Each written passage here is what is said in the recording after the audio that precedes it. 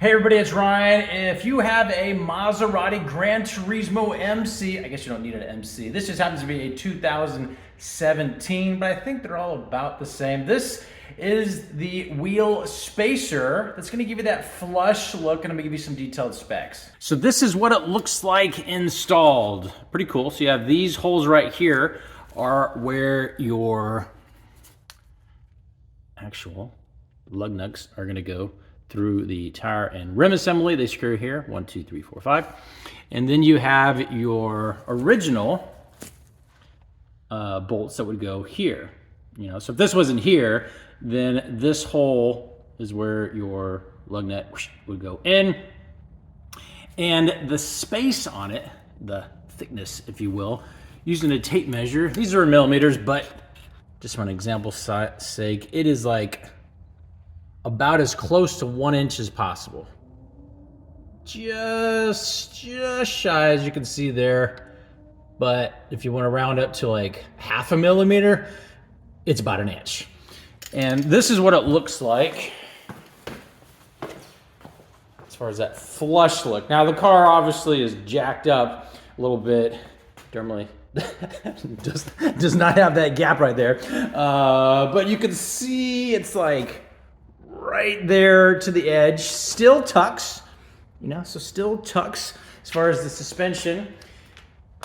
Very, very cool. This is the rear. Okay.